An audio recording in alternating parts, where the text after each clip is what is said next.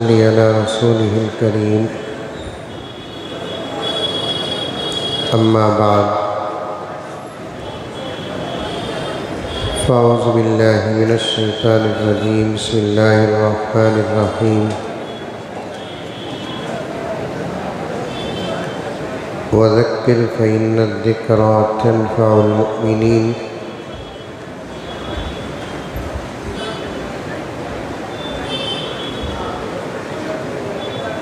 وقال تعالی ومنهم من يقول ربنا آتنا في الدنيا حسنة وفي الآخرة حسنة وقنا عذاب النار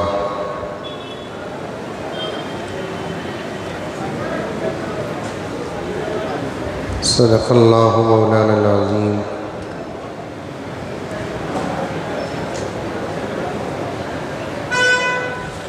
اللہم صلی علی سیدنا نبینا مولانا محمد وعلی آل سیدنا نبینا مولانا محمد وبارک وسلم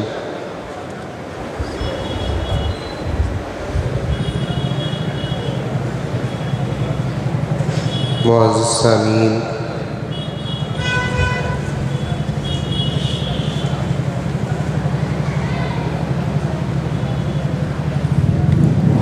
اللہ کا کرم ہے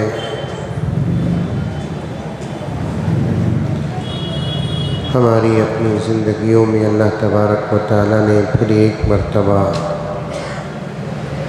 رمضان المبارک کا مہینہ عطا فرمایا۔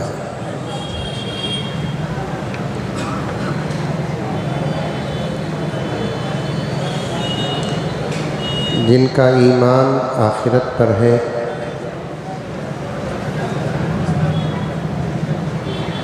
وہ سچے دل سے جو مانتے ہیں مرنے کے بعد کی ایک زندگی ہے،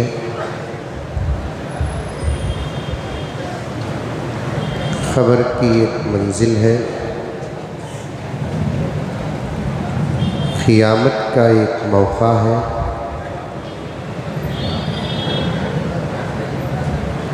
حشر کا میدان ہے، حساب ہے، کتاب ہے،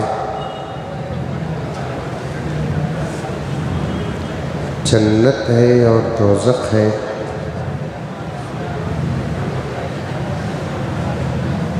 جہنم کا عذاب بھی اعمال کے مطابق ہوگا اور جنت کے درجات اور نعمتیں بھی اعمال کے مطابق ہوں گے۔ تو ان لوگوں کے لیے ایسے عبادت کے موقع بہت قیمتی ہوتے ہیں،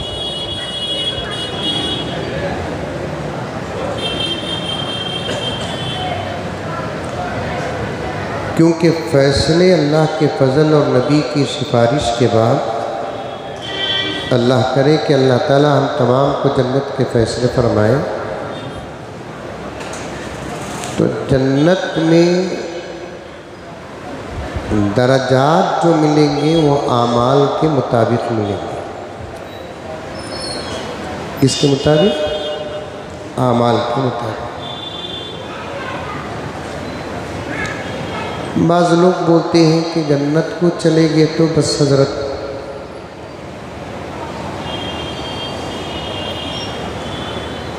اتنی جگہ جنت میں مل گئی تو بس حضرت،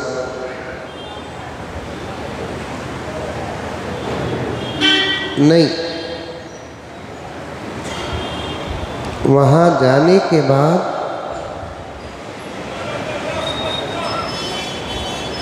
جب جنت اور جنت کی نعمتیں دیکھیں گے، جو افسوس ہوگا وہاں نہ پہنچنے کی وجہ سے، ان بڑی بڑی نعمتوں کو نہ پانے کی وجہ سے،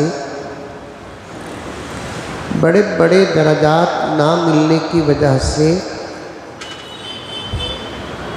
جو افسوس جنت کے اندر رہ کر ہوگا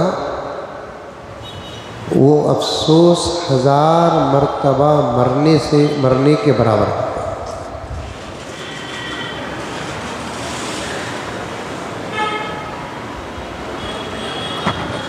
اس لیے نہ بجے بانس نہ رہے بانس نہ بجے بانسری،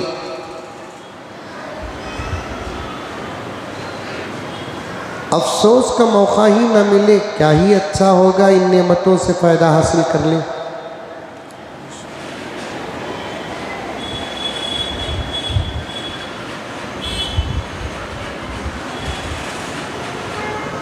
ایسے جب لمحات آتے ہیں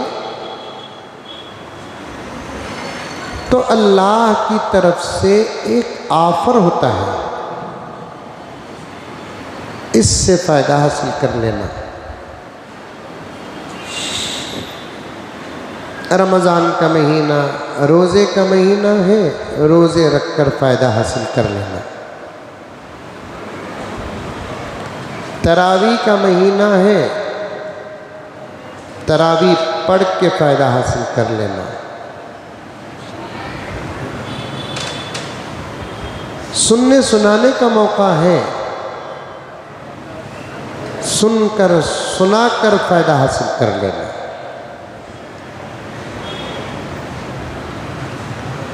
قرآن پاک پڑھتے بھی ہیں اور قرآن پاک سنتے بھی ہیں۔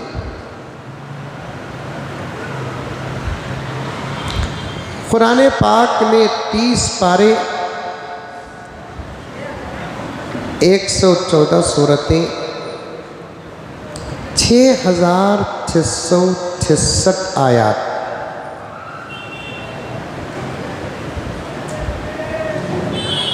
لیکن ہم لوگوں کو کبھی یہ خواہش نہیں ہوئی آخر قرآن پاک میں ہے کیا؟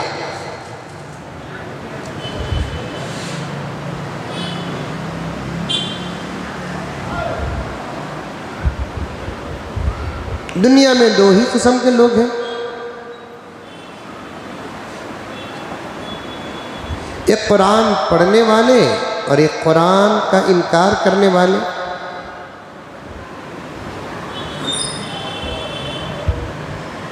توجہ کے ساتھ اس جملے کو سنیں، لاکھوں کروڑوں کتابیں دنیا کے اندر موجود ہیں، آخر کیا بات ہے کہ دشمن کی نگاہ قرآن ہی پہ جا کے پڑتی ہے۔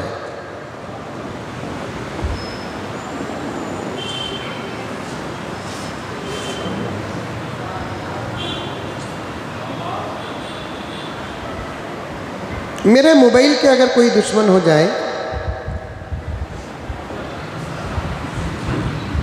اور آپ میں سے کوئی کہے کہ مزمل کا موبائل ایسا ہے ویسا ہے ایسا ہے ویسا ہے ایسا ہے ویسا ہے، یا تو میں یا میرے چاہنے والے ایک ہی بات کہیں گے کہ مولانا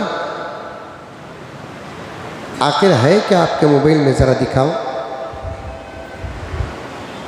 فیصلے میں بیٹھنے والے بھی یہی بولیں گے، کیا ہے ذرا دکھاؤ۔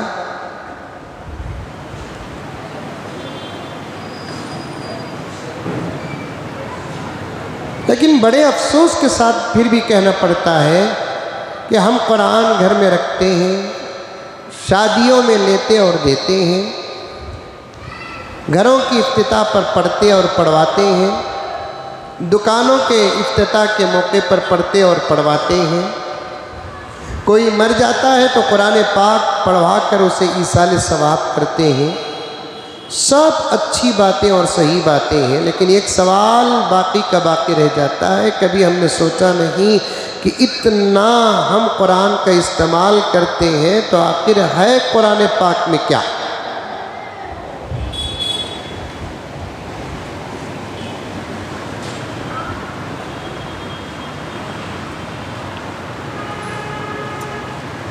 حضرت سجاد نعمانی دامت برکاتہم فرماتے ہیں، دنیا میں رہ کر قرآن کو نہ سمجھنا بھی گناہ ہے،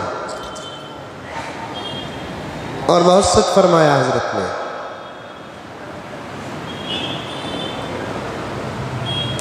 قرآن پاک اللہ تبارک و تعالی جہاں پڑھنے کے لیے اتارا، جہاں رکھنے کے لیے اتارا، جہاں سینے سے لگانے کے لیے اتارا، جہاں آنکھوں سے چومنے اور بوسہ دینے کے لیے اتارا ہے، نماز میں پڑھنے کے لیے اتارا ہے، رمضان المبارک میں اتارا ہے، وہی قرآن پاک سمجھنے کے لیے بھی اللہ نے اتارا ہے۔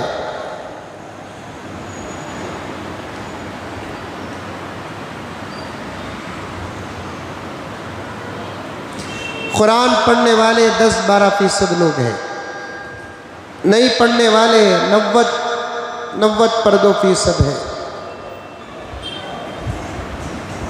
لیکن عبدالواحد صاحب، قرآن پاک کو سمجھنے والے اگر ساری دنیا کے مسلمانوں کی تعداد سامنے رکھ کر سمجھنے والوں کو اگر الگ کریں گے تو 0.01% بھی نہیں ہے۔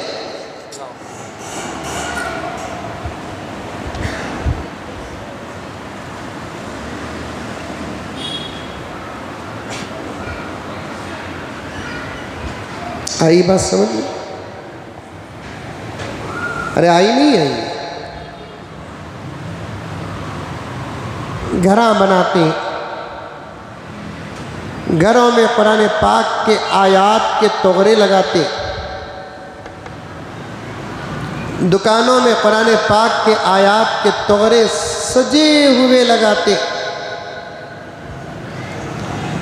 مر جاتے ہیں تو قبروں کے سرانے پتھر گاڑ کر اسے کتبہ کہتے ہیں، اس میں مرنے والے کا نام، اس کا date of birth and date of death دونوں لکھتے ہیں، مرنے والے کے والد کا نام لکھتے ہیں، سب کچھ لکھتے ہیں، اور اوپر کچھ قرآن پاک کے آیات تبرکن لکھتے ہیں۔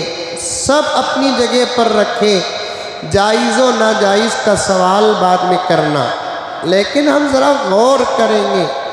بعض گھروں میں تو تغرے جو رکھتے ہیں نا، ہزاروں روپے کے تغرے لگتے ہیں، ہزاروں روپے کے تغرے۔ بعض گھر تو میں نے ایسے بھی دیکھے ہیں جن گھروں کے تغروں کو قیمت، جن گھروں کی تغروں کی قیمت اگر لگا دیں تو کسی غریب گھر کی 2-3 بچیوں کی شادیاں ہو جائیں گی۔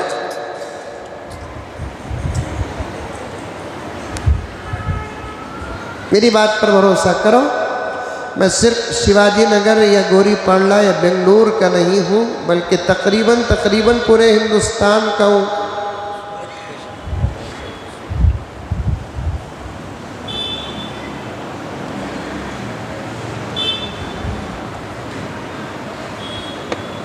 والد صاحب رحمۃ اللہ علیہ کی تربیت کے بیٹے جہاں بھی جاؤ تو حالات کو غور سے دیکھو، انشاءاللہ تعالی امت کی اصلاح کا کوئی نہ کوئی سبق تم کو ملے گا۔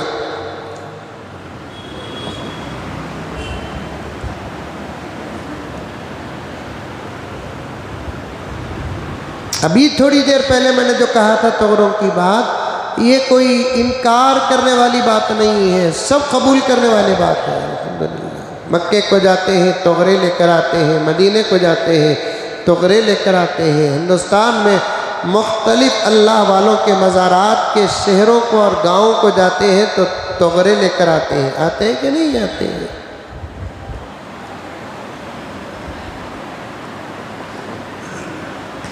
گھروں کے اندر جب تغرے ادھر ادھر سرانے اوپر نیچے پائنٹیں رکھتے ہیں، اور ایک بات بھی عرض کر دیتا ہوں، بیچ میں آ رہی ہے پھر یاد آتی ہے کہ نہیں یاد آتی ہے، گھروں میں ماشاءاللہ بھی لکھتے ہیں۔ ابھی قریب میں ایک جگہ پر میں گیا تھا کہ فرسٹ فلور اور گراؤنڈ فلور اور فرسٹ فلور کے بالکل بیچ میں ماشاء اللہ لا الہ الا اللہ محمد رسول اللہ لکھا ہوا تھا۔ اچھا ہے، گھروں میں لکھنا ہے، بسم اللہ کے تغرے رکھنا ناجائز نہیں ہے۔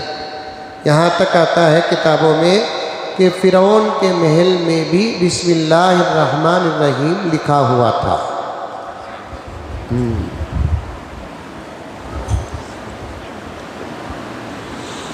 मुफस्सिरीन किराम ने फरमाया कि फ़िरौन को अल्लाह तबारक व तआला ने दरियाए नील में गर्क करके गारत किया, लेकिन दावा कर रहा था वो अपने महल में बैठकर खुदाई का।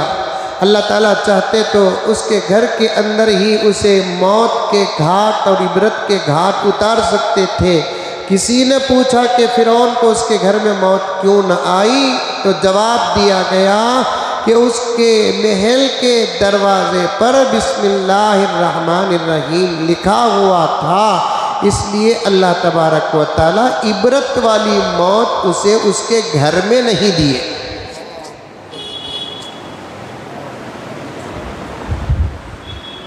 बिस्मिल्लाहिर्रहमानिर्रहीम लिखे तो मौत आती नहीं बोलकर नहीं, आती है। इबरत वाली मौत अल्लाह तबारक व तआला नहीं दी।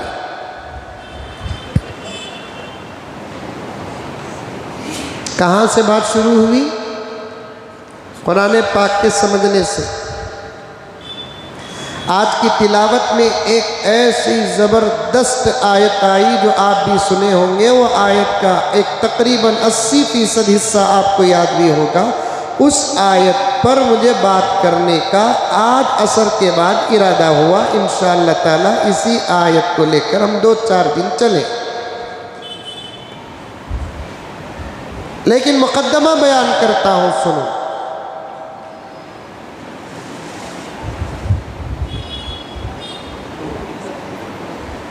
घरों में दुकानों में तोगरे लगाते हैं। मैं घर को गया तो बहुत अच्छा घर था, अल्लाह ताला सलामत रखे, नज़र बस से बचाए। अल्लाह ऐसे घर हमको भी अता फरमाए। देखो यहाँ ज़र्रा आमीन ज़्यादा होगा।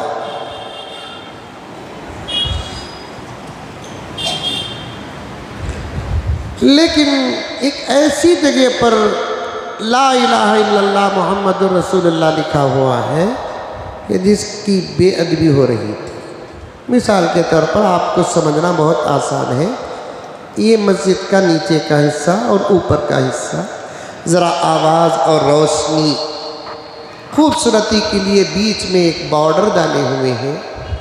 बॉर्डर के इन दीवारों पे अगर कुरानी आयात लिखेंगे तो बेअदबी होगी, क्योंकि बच्चा या कोई आदमी आकर वहाँ खड़ेगा तो उसके कदमों तले कुरान की आयात आ जाएगी।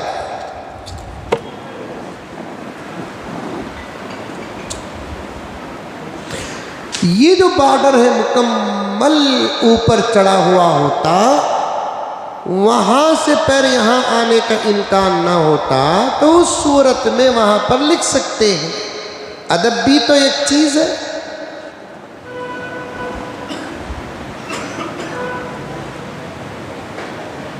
कुरान पाक का अगर अदब नहीं करेंगे, कुरान पाक के अल्फाज का अदब नहीं करेंगे, दुनिया में बड़ी बड़ी परेशानियों में मुब्तला हो जाएंगे। यहाँ तक कि फुक़हा ने लिखा है बग़ैर वज़ू के कुरान पाक को हाथ लगाना जायज़ नहीं। औलिया फरमाते हैं, अहले नज़र फरमाते हैं, जो बग़ैर वज़ू के कुरान पाक को हाथ लगाता है वो किसी न किसी परेशानी में फ़ौरन मुब्तला हो जाता है। बिल फ़ौर का लफ्ज़ आया है, फ़ौरन मुब्तला हो जाता है। कई गुनाह ऐसे होते हैं कि अब करते हैं सज़ा कल मिलती है, परसों मिलती है, परेशानी 2 महीने के बाद, 1 महीने के बाद, 1 दिन के बाद होती है।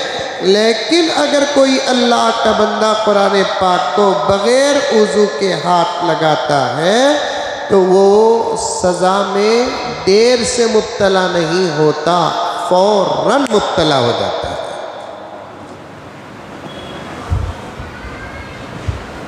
मुझे ये मसला बयान करने के बाद एक साहब नौजवान साथी एक अच्छा सवाल किए, हज़रत मैं पूछ दूँ बोलकर, तुम्हें क्या भी समझो न को हज़रत, मसाइल को अक़ली तौर पर आप बड़ा अच्छा समझाते हैं तो इसलिए मैं आपसे पूछ रहा हूँ। बड़ा लिखा पढ़ा नौजवान है, ऐसे तनवीर की तरह ज़रा हैंडसम और स्मार्ट भी थे। मैं जब वो मेरी खिदमत कर रहा था उस जलसे में तो मुझे यही साहब याद आए। उन्होंने कहा कि हज़रत اللہ کے کلام کو بغیر وضو کے چھونا جائز نہیں، مانتے ہیں حکم، لیکن چھوئیں گے تو فوراً سزا کیوں اس میں؟ زنا کریں گے تو فوراً سزا نہیں، چوری کریں گے تو فوراً سزا نہیں، جھوٹ بولیں گے تو فوراً سزا نہیں، اور گناہ کبیرہ کریں گے تو فوراً سزا نہیں، قرآن پاک کو بغیر وضو کے اگر چھوئیں گے تو فوراً سزا کیوں ہے؟ تو میں لیٹا ہوا تھا، وہ صاحب میری خدمت کر رہے تھے، 3 دن کے سفر میں گیا تھا، ابھی قریب میں اللہ تعالیٰ میری مدد فرماتے ہیں، میں ان کا سوال سنا اور 1-2 منٹ کے لیے سوچ میں پڑ گیا کہ مناسب ان کا میں جواب کیسے دوں، کیونکہ پڑھے لکھے لوگوں کو سمجھانا ان پڑھ لوگوں کو سمجھانے سے بھی زیادہ تکلیف کی بات ہوتی ہے۔ اللہ تبارک و تعالیٰ نے فوراً مثال ذہن میں دی، جواب ذہن میں دیا کہ کچھ لوگ بڑے ہوتے ہیں، VIP ہوتے ہیں، ان کو دیکھنے کی اجازت کچھ لوگوں کو ہوتی ہے، ملنے کی اجازت کچھ لوگوں کو ہوتی ہے۔ اب یہاں سے CM گزرتا ہے، مثال کے طور پر بیریکیڈ ڈال دیتے ہیں، دیکھنے کی اجازت تو مل جاتی ہے۔ کچھ اندر کے لوگ ہوتے ہیں جن کو ملنے کی بھی اجازت ہوتی ہے، ایسے ملنے کی اجازت ہوتی ہے۔ اگر دیکھنے والا بیریکیڈ توڑ کر آ کر جسے نہیں ملنا اسے ملتا ہے تو فوراً پولیس گرفتار کر کے اندر ڈالتی کہ نہیں ڈالتی ہے؟ بالکل اسی طریقے سے وضو نہیں رہا، قرآن پاک کو دیکھنے کی اجازت ہے، وضو نہ رہ کر اگر قرآن کو چھوتا ہے تو پھر فوراً عذاب میں مبتلا ہو جاتا ہے۔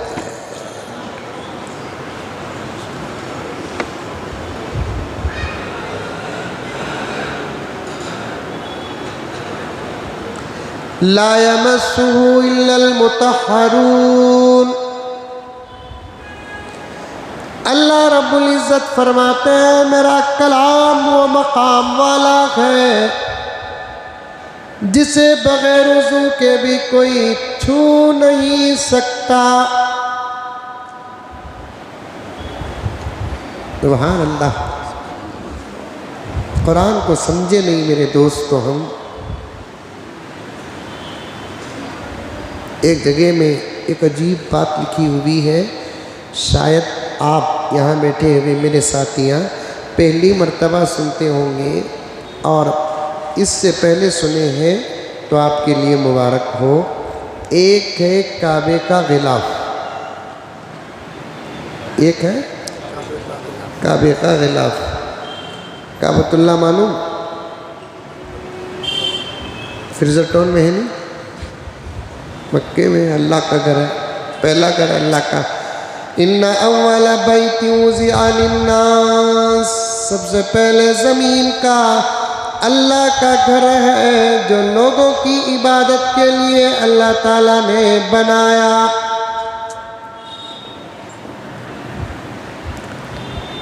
جا کر دیکھنے والا اپنے آپ کی قسمت پر ناز کرتا ہے، آنے کے بعد بولتا میں دیکھا بھی کعبۃ اللہ کو، میں چھیا بھی کعبۃ اللہ کو، کعبے کا غلاف پکڑیا بھی میں۔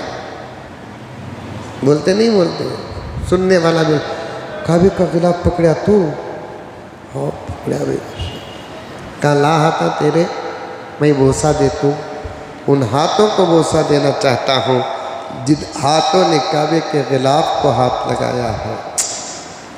صحیح ہے بات، لیکن فقہا و علماء عاشقین قرآن فرماتے ہیں کعبۃ اللہ کے غلاف سے بھی زیادہ فضیلت قرآن پاک کے غلاف کو ہے۔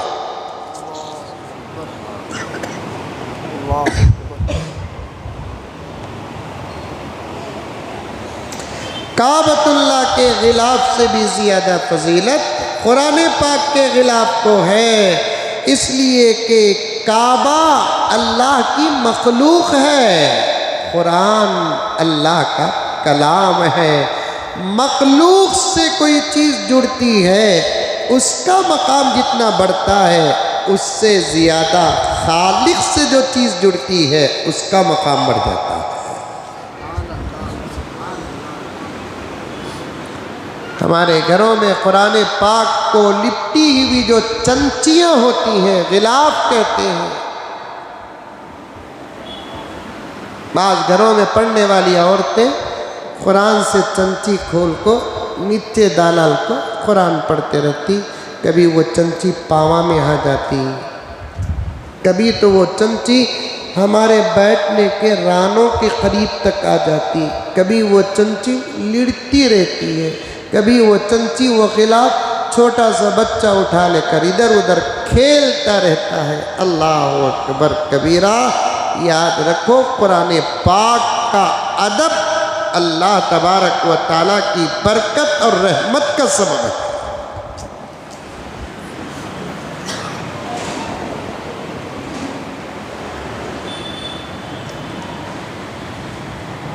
اللہ کا کلام ہے نہیں، اللہ کی ذات سے نکلا ہے نا۔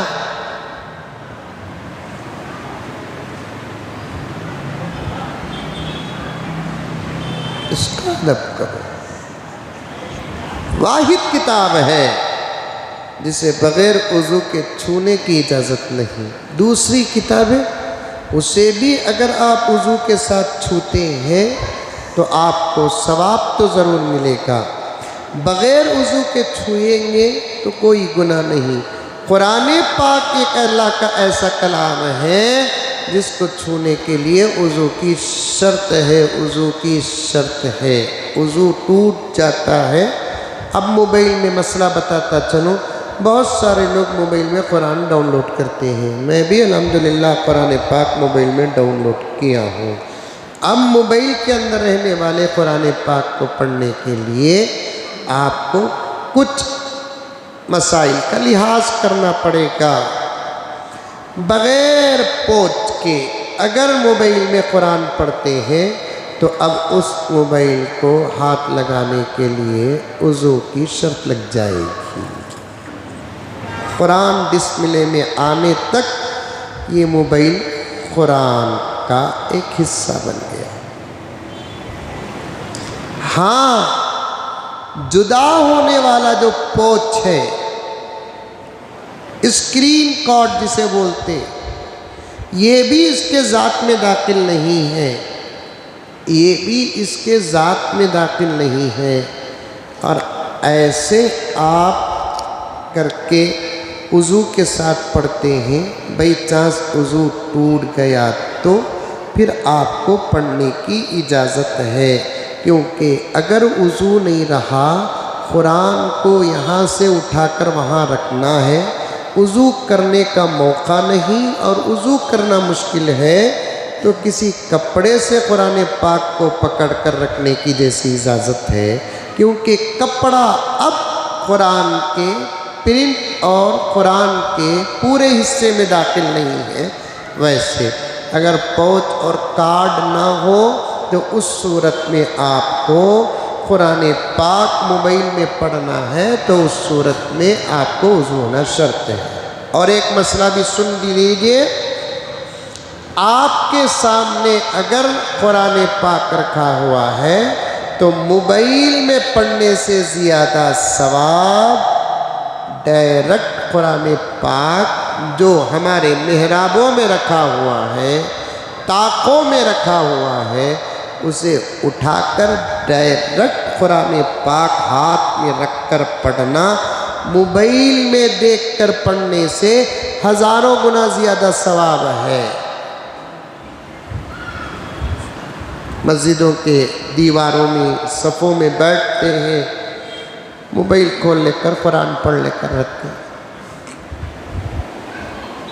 گھروں میں طاقوں میں قرآن رکھا ہوا ہے، موبائل میں قرآن پڑھتے رہتے ہیں۔ گناہ تو نہیں، فضیلت کس میں ہے، ثواب کس میں ہے؟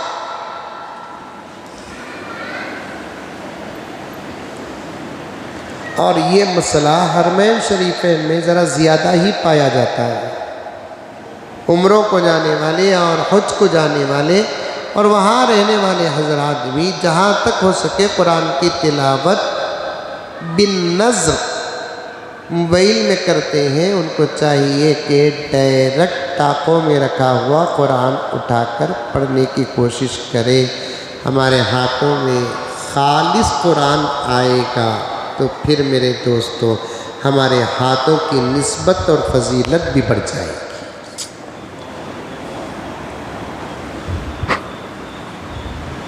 اور ایک مسئلہ بھی بتا دیتا ہوں. اسمارٹ فونوں میں قرآن پاک لوڈ ہوتا ہے. اس مسئلے کو پوری توجہ کے ساتھ سنیں اور عمل کریں. جب بھی قرآن پاک موبائل میں پڑھنے کا ارادہ ہو تو اس صورت میں نیٹ آف کر کے قرآن پاک موبائل میں پڑھے. کیا عادل بھائی؟ نیٹ آن ہو اور آپ قرآن پاک موبائل میں پڑھتے رہیں تو آپ کو معلوم ہے کہ وہ کیا کہتے ہیں، مجھے برابر بولنا آتا نہیں، میں بولتا ہوں تمہیں سمجھ جائیے. نوٹیفیکیشن بولتے نا، بار بار اگر آن رہا کئی ایپس کے تو وہ بار آتے رہتے ہیں. اور کئی ایسے گروپس ہوتے ہیں اچھے اور برے جن کو سبسکرائب کریں گے تو آپ کو وہ نوٹیفیکیشن دکھاتا رہتا ہے. بعض مرتبہ تو ایسا بھی ہو جاتا ہے کہ اسکرین میں اللہ کا کلام رہتا ہے، سڈن کسی بے حیا عورت کی فوٹو آ جاتی ہے. اس سے بڑی بے ادبی کیا ہو سکتی ہے؟ جس کلام پر بغیر وضو کے ہاتھ رکھنا جائز نہیں، اس کلام پر گندی عورت کی تصویر آنا یہ اللہ کے عذاب کو دعوت دینے کے برابر ہے.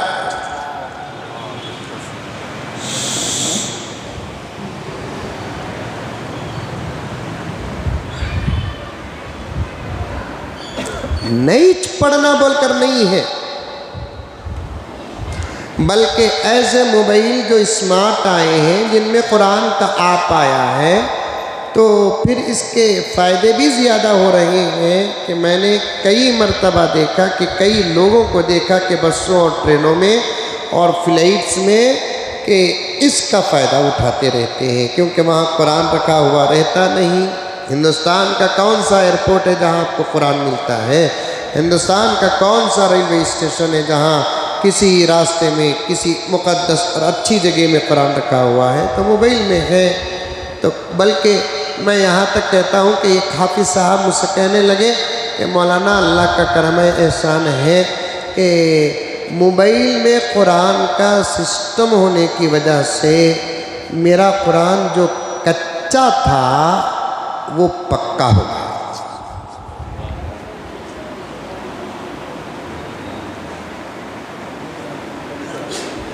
جیسے ہی موقع ملتا میں قرآن پاک کی تلاوت کرتا رہتا. الحمدللہ میرا قرآن پکا ہو گیا. اس قرآن کا ادب کرو، احترام کرو، اسے اونچی جگہ پر رکھو، اچھی جگہ پر رکھو. اس کے جملے جو ہوتے ہیں اندر کے آیات کے جز جو تبرکن گھروں میں رکھنا چاہتے ہیں، لکھانا چاہتے ہیں تو پھر میرے دوستو اس کا ادب کرنا. ایک جگہ ایک صاحب کا انتقال ہو گیا، میں بھی قبرستان کو گیا، جنازے کو گیا تو قبرستان میں میت کی تدفین ہو رہی ہے. عزیز صاحب توجہ سے سنو، آپ حضرات ان کو بولا کرتا ہوں، آپ کو بھی بول رہا ہوں سب کو. تو کتنی بڑی بے ادبی ہو رہی ہے دیکھو. واحد قبرستانوں میں تو صرف چھوٹے چھوٹے نشان کے پتھر رکھ دینا. مرنے والا خود جانتا نہیں قرآن کیا، اس کے کتبے پہ کئی قرآن پاک کی آیات ہوتی ہیں. تو میں گیا، انتقال ہو گیا ایک صاحب کا، میں جنازے میں شریک رہا، تدفین میں بھی شریک رہا. دعا مجھے کو کرنا تھا. قبر پر دفن ہو کے انتظامات ہونے تک سب لوگ کھڑے ہوئے تھے. ایک آدمی ایک قبر کے کتبے پر ایسا ٹیک لے کر کھڑا ہوا ہے کہ اس کا پورا پیچھے کا حصہ اس پر لگ گیا ہے. مجھے بہت بے قراری ہوئی. میں آ کر قریب میں دیکھا تو ادھر قرآن رکھا ہوا ہے، وہ ادھر پیچھے کا حصہ لگا کر کھڑا ہوا ہے. یہ قرآن کی بے ادبی نہیں تو اور کیا ہے. قبرستانوں میں بیٹھنا چاہے تو تدفین تک بیٹھ جاؤ، کسی پتھر پر ٹیک لگا کر مت کھڑو، اس لیے کہ اس میں تسمیہ لکھا ہوا ہوتا ہے، تعوذ لکھا ہوا ہوتا ہے. کل من علیہا فان، قرآن کی یہ آیت سورہ رحمان کی ہے، لکھی ہوئی ہوتی ہے. کل نفس ذائقۃ الموت، قرآن کی آیت لکھی ہوئی ہوتی ہے، اللہ کا نام لکھا ہوا ہوتا ہے، اللہ کے نبی کا نام لکھا ہوا ہوتا ہے. تو اس لیے قرآن کا جتنا ہو سکے ادب کرو اور اللہ کے کلام کو سمجھنے کی کوشش کرو. انشاءاللہ تعالی بقیہ باتیں کل آپ کے سامنے آئیں گی.